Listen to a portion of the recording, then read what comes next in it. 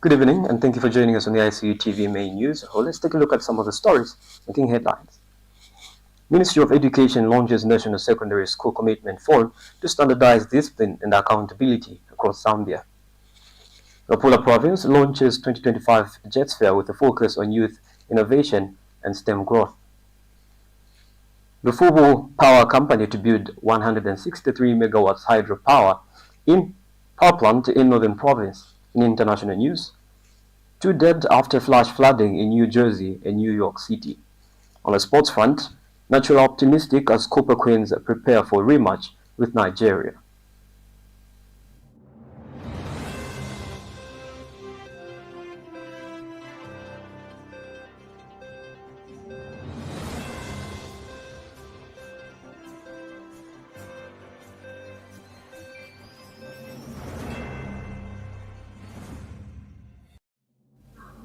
With the news in detail, my name is Maluva R.J. Monamujend. The Ministry of Education has formally launched the Secondary School Commitment Forum today at Livala Secondary School. This initiative is designed to enhance student discipline, strengthen collaboration among teachers, parents, administrators, and students, and improve accountability within Zambia's secondary school system. Education Minister Douglas M. Siagalima stated that the forum clearly defines responsibilities related to behavior management, lays out transparent disciplinary procedures, and ensures that all stakeholders act in a professional and cooperative manner.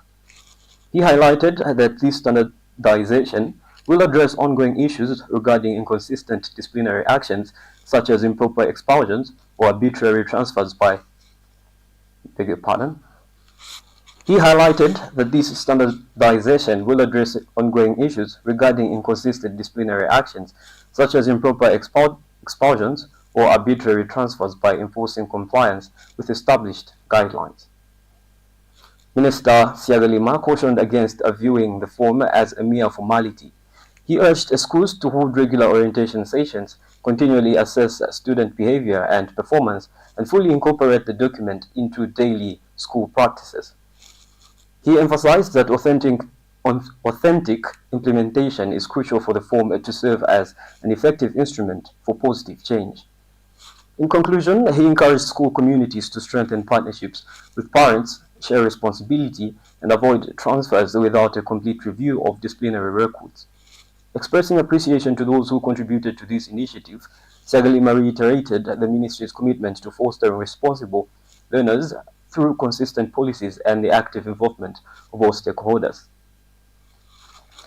Kawamba, the 2025 Luapula Provincial Junior Engineers, Technicians and Scientists JETS Fair officially opened at Kawamba Provincial STEM School following a postponement from its initial June 20th date. Despite the delay, excitement remains high as students, teachers, and stakeholders converge to celebrate youth-driven innovation and scientific talent. Although the official opening ceremony, which is now scheduled for Thursday, July 17, is coinciding with the event's conclusion with activities already underway, judges have begun assessing the first wave of projects, while learners present their innovations and participate in ongoing skills demonstrations that will wrap up during the final ceremony. Lufubu Power Company is planning to construct a 163 megawatt hydropower plant along the Lufubu River in Zambia's northern province. Valued at 23.7 billion kwacha, the project will cover the districts of Mpulungu, Nsama, and Mporokoso. A 25-year power purchase agreement has been established between ZESCO Limited and Lufubu Power Company to ensure a consistent supply of base load hydropower from the new facility. ZESCO Managing Director Justin Longo emphasized that this agreement aligns with Zambia's aim to provide affordable, reliable energy by leveraging the largely untapped hydropower resources in the northern region. To support the integration of the new plant into the national grid, ZESCO plans to build a new 330 kilovolts transmission line from Borokoso to Kasama, which will improve grid stability and allow for electricity distribution to undeserved areas nationwide. Lufubu Power Company CEO Katai Kachasa expressed his approval of the agreement, viewing it as a sign of strong investor confidence in Zambia's renewable energy potential. He pointed out that Northern Province, with its regular rainfall and consistent river flow, has been underexploited for energy production. The Lufubu project aims to change that by capitalizing on the region's hydrological assets and decreasing reliance on the drought vulnerable vulnerable southern areas. This hydropower initiative is part of Zambia's broader effort to diversify its energy portfolio and bolster energy security. The country possesses considerable untapped hydropower potential, and projects like Lufubu are essential for addressing increasing energy demands and promoting sustainable development. We take our first commercial. We'll be right back with more of our local stories. The Ministry of Education had a successful uniform day. This is just to say thank you. Gratitude goes to the Minister of Education, Honorable Douglas Munsaka Siakalima, for your leadership and for allowing the Directorate of Human Resource and Administration, in collaboration with the Communications Unit, to host this day. To the Permanent Secretary, Administration, Ms. Mariana Muneku, for giving us wings, fly high, and for believing in us. To the Permanent Secretary, Educational Services, Mr. Joe Kamoko, for giving us Ichimwela. To the Permanent Secretary, Information and Media, Mr. Tawo Kawana, for always supporting us. To the former Vice President, Dr. Neves Mumba, thank you for wearing your uniform. We are greatly humbled. Special thanks go to Zambia Education Programs Coordination Unit for meeting us at our point of needs. To all the directors at the Ministry of Education, the CEOs of our statutory bodies, the heads of units, the PEOs, devs, and all members of staff, thank you. To the thousands and thousands of head teachers across the country that took part. To our biggest sponsors, the Zambia National Building Society and the Zambia Industrial Commercial Bank, you made us shine. To our other sponsors, Zanaco, Healthy Learners, Digital Optical, Awanachi, Jack and Jill, and Buffalo Bicycles, we wouldn't have done it without you. To the media houses, Information Communications University, Icu TV, for promoting Uniform Day, for all that posting, editing, and filming before, during, and after. Thank you. To Zenise for covering us countrywide. To Hot FM, ZNBC TV 1 and 2, ZNBC Radio 1, 2, and 4, Diamond TV, Prime TV, Zambia Daily Mail, Times of Zambia, The Real Times, among other media platforms, for the heavy promotion and coverage of the event. To great influencers like K+, Chela Katwishi, Man44, Abel Chungu, Cosmos, Limbani, and Mozegeta. So many of you spreading the word, thank you. To our cooperating partners, professionals in the civil aviation, APSA and other banks, NWASCO, local government, judiciary, ShopRite, NGOs, and the clergy for putting on the school uniform in solidarity with us. You rock! And finally, to the people of Zambia for the enthusiasm and overwhelming response. Thank you for all the posts and for putting Zambia Kuchalo!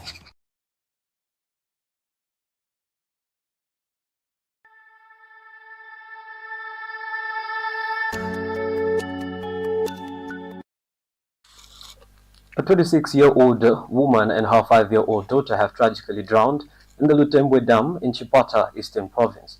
The bodies of Loveness Piri and her daughter, Rachel Nkosi, were discovered on Sunday, July 13, 2025, after they went missing the previous day.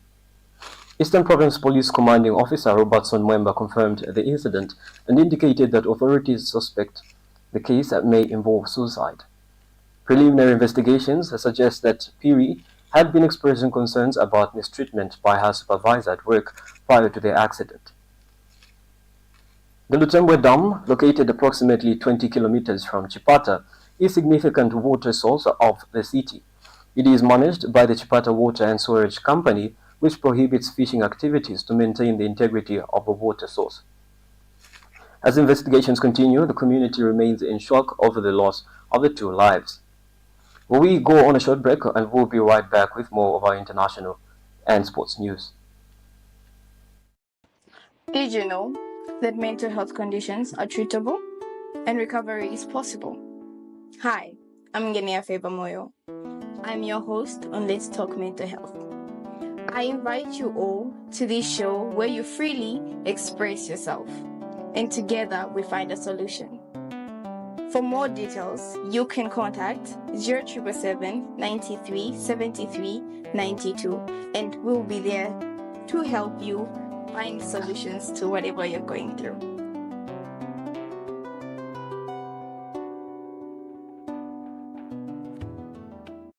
Well, thank you for still staying tuned. In international news, torrential rains in New York and New Jersey on Monday night triggered severe flash flooding that resulted in the deaths of 2 people and prompted New Jersey to declare a state of emergency.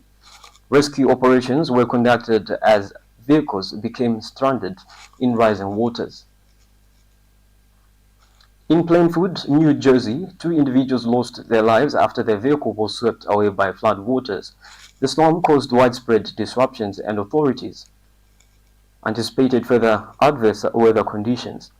Additional storms were forecasted for Tuesday, with the potential for continued flooding across the northeast, as well as parts of Florida and the Midwestern United States, according to the National Weather Service.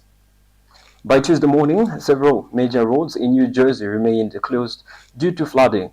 By both New York City and New Jersey experienced significant subway delays, while flight operations at Newark Liberty International Airport were impacted by delays and cancellations. On Tuesday evening, over 6 inches, 15 centimeters of rain fell within a few hours in New Jersey, worsening the flood situation. Emergency responders in Scotch Plains, New Jersey, conducted multiple rescues, including using ropes to extract individuals trapped in their vehicles. In New York City, floodwaters surged through subway stations, inundating subway cars and forcing passengers to climb onto seats to avoid the rising water. The city recorded its second highest hourly rainfall in more than 80 years, 2 inches in just 30 minutes. The storm system also affected parts of Virginia, where the cities of Colonial Heights and Petersburg faced the threat of potentially catastrophic flooding. The heaviest rainfall began shifting eastward and weakening, with authorities urging the public to observe road closures. This bout of heavy rain comes just 2 weeks after similar flash floods in south-central Texas left more than 130 people dead and many others still missing. We go on our final break. We'll be right back with sports news. Who is the Speaker of the National Assembly? I don't know. You don't know about it? Maybe someone you can tell. The Speaker of the National Assembly, Nelly Motsi, Honorable Nelly Motsi.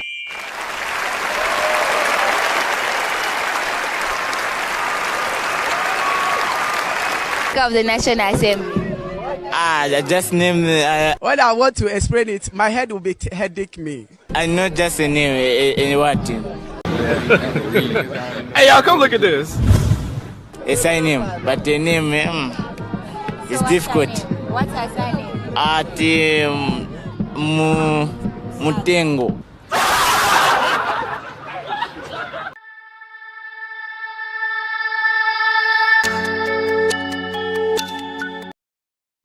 And on the sports front, Zambia's Copper Queens winger Rachel NACHULA expresses high confidence as they approach the quarter-final match against Nigeria in the Total Energies CAF Women's Africa Cup of Nations 2024 on Friday. The team finished second in Group B, remaining unbeaten with 7 points. The spotlight now turns to the crucial rematch against the record champions Nigeria, following Zambia's 1-0 victory in the bronze medal match of 2022. NACHULA shared her excitement about the team's achievement. My teammates and I are thrilled to have secured second place in a very tough group, from which 3 teams have advanced to the quarterfinals. And this highlights the strength of our group, she says. Acknowledging Nigeria's status as a top African team, she reiterated their own capabilities. As Copper Queens, we recognize that Nigeria is among the best in Africa, but we also consider ourselves formidable opponents. We are ready to take on any team and are not intimidated, not even by Nigeria, she says. She emphasized the team's strong mindset and their commitment to following Coach Nora Haptu's strategies. NACHULA highlighted the significance of their previous victory over Nigeria in 2022 as motivation.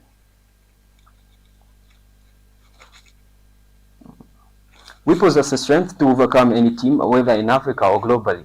The winner of the Zambia-Nigeria quarterfinal will advance to face either South Africa or Senegal in the semi-finals.